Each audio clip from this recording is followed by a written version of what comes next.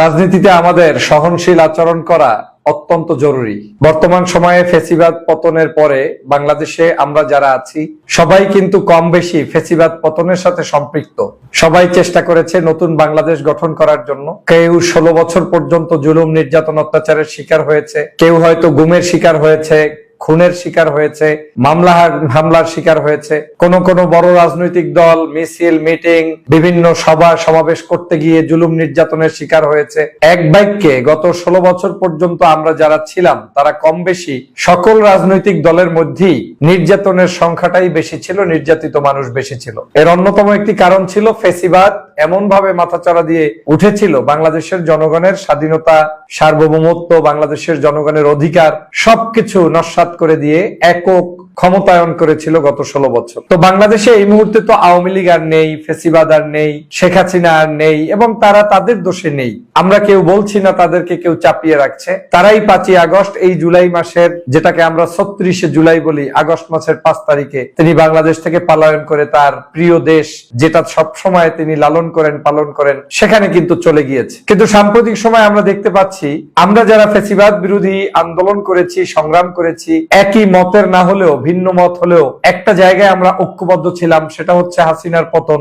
সেই মানুষগুলোই কেন যেন প্রতিদিন লেখালেখিতে, বক্তব্যে একে অপরের প্রতি চূড়ান্ত পর্যায়ে গিয়ে বিষোদ্গার শুরু করে দিয়েছে। আমার কাছে মনে হচ্ছে এই কার্যক্রম করার সময় এখনো মনে হয় বাংলাদেশের জন্য আসে নাই। বাংলাদেশে আগামী কয়েকটা বছর আমাদের অন্তত পক্ষে সকলের মধ্যে একটা সৌহার্দ্যপূর্ণ সম্পর্ক বজায় রেখে আমাদের পথ চলা উচিত। আমরা যদি সেটা করতে ব্যর্থ হই, তাহলে কিন্তু যাদেরকে আপনারা তাড়িয়েছেন, যেই ফ্যাসিবাদ পালিয়েছে, সেই ফ্যাসিবাদ কিন্তু দূরে বসে আপনাদের এই অবস্থা দেখে তারা কিন্তু অট্টহাসিতে হাসবে, তারা কিন্তু ষড়যন্ত্র বুনবে। তাতে আপনার আমার কোনো কল্যাণ নেই, বরং অকল্যাণ। আমি বেশ গবেষণা করে দেখলাম যে বর্তমান সময়ের যত টকশো হয়, আলোচনা হয়, বিষয়বস্তু তাহলে কি? বিষয়বস্তু দেখা যায় আমি বলছি বিএনপির বিরুদ্ধে, বিএনপি বলছে আমার বিরুদ্ধে, জামাত বলছে বিএনপির বিরুদ্ধে, বিএনপি বলছে জামাতের বিরুদ্ধে, এনসিপি বলছে জামাত কিংবা বিএনপির বিরুদ্ধে। এই আমরা মানে এখানে আর কোনো বাহিরের লোক লাগবে না, শত্রুতার জন্য আমরা নিজেরাই যথেষ্ট।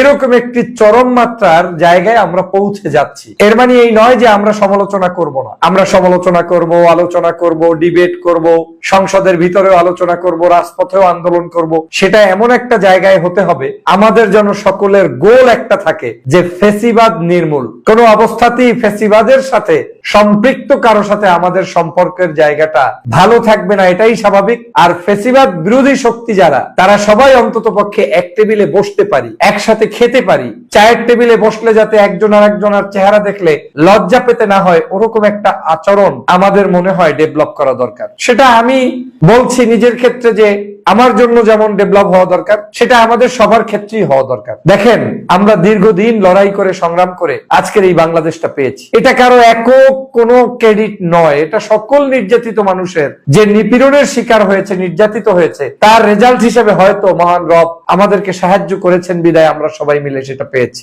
বাংলাদেশ জাতীয়তাবাদী দল বাংলাদেশের বৃহৎ রাজনৈতিক দল, বাংলাদেশ জামাত ইসলামী বাংলাদেশের বৃহৎ রাজনৈতিক দল এবং মজলুম সংগঠন, এনসিপি জুলাই পরবর্তী আন্দোলন যে সংগ্রামের মধ্য দিয়ে, বিশেষ করে 24-এর এই যে গণ অভ্যুত্থান বিপ্লব হয়েছে, সেই জায়গায় তাদের নেতারা নেতৃত্ব দিয়েছে। পরবর্তীতে তারা দল গঠন করেছে, ছোট দল হলেও তাদেরও বাংলাদেশের গুরুত্ব অপরিসীম। এভাবে করে বাংলাদেশের বিভিন্ন রাজনৈতিক দল যারা রয়েছে, এই রাজনৈতিক দলগুলোর গুরুত্ব রয়েছে। আমি মনে করি এই রাজনৈতিক দলগুলোর মধ্যে, নেতা নেত্রীদের মধ্যে শব্দচয়ন, কথাবার্তা, দেখা সাক্ষাতে এমন শত্রুতাপূর্ণ আচরণ করা উচিত নয় যে আমরা কাউকে চিনি না। এমন কিছু তো ঘটে যায়নি যে আমাকে আর কারো সামনে বসাই যাবে না। এমন কিছু তো হয়ে যায়নি বাংলাদেশে যে আমাকে আর ওনার কাছে কথা অ্যাপ্রোচ করার সুযোগই থাকবে না। এমনটা না করে আমাদের উচিত আমরা সমালোচনা করব।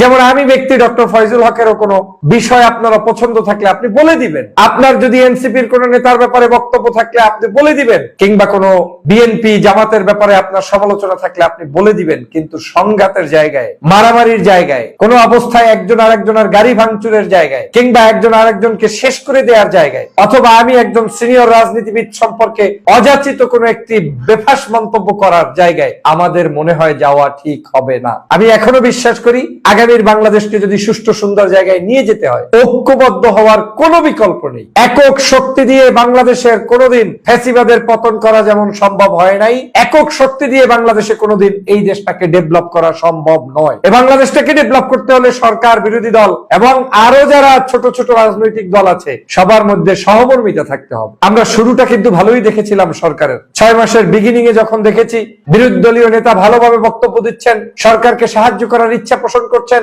সরকার আবার তার বক্তব্যকে পজিটিভলি নিয়ে বিভিন্ন কমিটিতে তাদেরকে সম্পৃক্ত করছেন, এই জিনিসগুলো ভালো ছিল। যখন আমাদের দেশে ফুয়েল ক্রাইসিস শুরু হলো সে সময় যে অ্যাক্টিভিটিস সরকার এবং বিরোধী দল করেছে তাও আমার কাছে ভালো লেগেছে। কিন্তু এই সমসাময়িক সময়ে কিছু কিছু আচার ব্যবহার আমার কাছে চরম ভাবে মনে হচ্ছে যে আমরা মনে হয় তাহলে কোথায় যাচ্ছি। আমার কাছে এখনো মনে হচ্ছে যারা হয়তো সরকারের কাছে আছে, হ্যাঁ কিছু স্বার্থবাদী মানুষ সরকারের কাছে ঢুকে গিয়েছে, এটা আলোচনা করা যাবে, সমালোচনা করতে হবে। অনেক টাউট বাটপার আমাদের এই 5ই আগস্টের পরে জন্ম হয়েছে যারা এখন শুধুমাত্র মানে আরাম খাওয়ার জন্য, ভালোটা রিসিভ করার জন্য তারা চেষ্টা করছে, যেটা মির্জা ফখরুল ইসলাম আলমগীর সাহেবের কথাই তো বুঝতে পারলাম। 5 মাসে তেমন কোনো পরিবর্তন হয় নাই, শুধু তারেক রহমান সাহেব ছাড়া নাকি আর কারো মধ্যেই তিনি পরিবর্তন দেখতে পাচ্ছেন না, যেটা তিনি এক্সপেক্ট করেছেন। তার মানে কি দাঁড়ালো, একজন বিএনপির মহাসচিব যদি বলতে পারে যে আসলেই পরিবর্তনের জায়গাটা ওরকম হয়নি, তার মানে এটা সত্য যে পরিবর্তনটা আমরাই করতে দেইনি। আমাদের এই সরকারকে শুধু দোষারোপ নয়, বিরোধী দলকে শুধু দোষারোপ নয়, কিংবা বিরোধী দল সরকারি দলকে, সরকারি দল বিরোধী দলকে দোষারোপ নয়, বাস্তবতার নিরিখেই তো